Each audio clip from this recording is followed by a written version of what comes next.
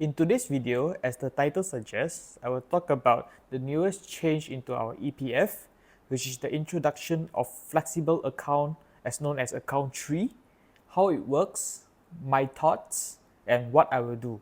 So what is the newest change right here? As announced by EPF, previously our EPF contribution is split into two, account 1 and account 2, where account 1 contribution will be 70% and account 2 contribution will be 30%. With this change, we have the third account now, where account 1 is 75% contribution, account 2 will be 15% contribution, and account 3 will be 10% contribution. Let's talk about how it works. Let's say you have 1,000 ringgit per month contribution from yourself and employer combined. With this change, 750 ringgit will be going to account 1, 150 ringgit will be going to account 2, and 100 ringgit will go to account 3. There's also a one-time exercise where you can transfer your account 2 to account 3 between 12th May to 31st August. If you have a balance in account 2 more than 3,000 ringgit, 1/3 of your balance in account 2 can be transferred to account 3, while 17% of the balance from account 2 will be transferred to account 1 permanently. So I want to talk about my thoughts, right? Initially, I was quite skeptical about this change as the objective and mission of EPF is actually to help Malaysians to save for their retirement and actually to safeguard our members' savings. So by introducing an account 3 that basically acts like a high interest savings account where Malaysians can withdraw anytime they want, contradicts with the idea of a pension fund in the first place and also the vision and mission of EPF. However, after some thoughts and some clarification done by EPF, I think this is quite a good move. Here's why. Pro number 1, helping the ones in need.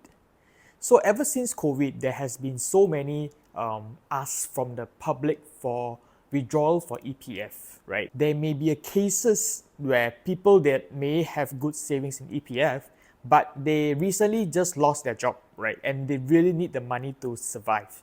This move can really help them. Second point, if you are someone with huge credit card debt, for example, which is garnering 18% or more in interest, it may be a good idea to withdraw money from the EPF to settle those debt first so that you are in a good financial journey. The second pro that I can think of is actually quite a smart thing that EPF do, which is forcing future EPF contribution and the members to have more money locked up in the long run. By this recent implementation, right, since account 1 contribution rate has increased from 70% to 75%, compounded over the long term, let's say 30 years, it could actually ease the ticking time bomb pressure of EPF members not having enough money in the EPF. So I have talked about 2 pros and I would like to talk about 2 cons that I can think of. The first con that I can think of is actually EPF performance. For the last 10 years, EPF has returned an average roughly 6% per annum for the last 10 years. Imagine this, with this recent change, EPF will definitely need to allocate a certain proportion of the asset under management in highly liquid products.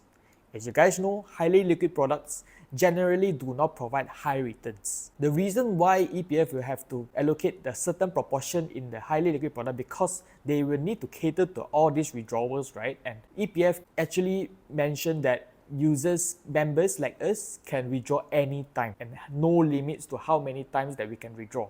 I would definitely think that EPF could do something better here, as in limit the times or cap the amount of withdrawal so that people wouldn't misuse this. But again, the second con that I can think of is actually it's harder to save for your down payment or your future education right now. So as I know, a lot of Malaysians actually do depend on their EPF account 2 savings to save up for their 10% down payment for their future home.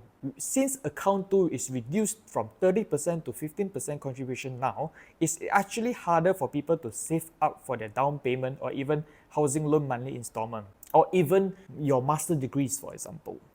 After talking about 2 pros and 2 cons, I think I will share what I will do next. Personally, I do believe that EPF shouldn't be touched, and I'm actually privileged enough to be doing okay without needing said money. However, I'm still opting in for the one-time switch from account 2 to account 3 since EPF has already announced that account 3 dividend for now, will be same across all accounts. In any instance where they announce account 3 dividend rate is lesser than account 1 and account 2, that's where I will withdraw the full amount from account 3 and put it back to EPF according to its designated proportion. So with this arrangement, right, I can have the flexibility just in case of any emergencies, optimize my EPF growth, and also claim tax rebate due to voluntary contribution. So this is personally what I will do. I'm curious what you will do with this arrangement. Comment down below, and thank you so much for watching.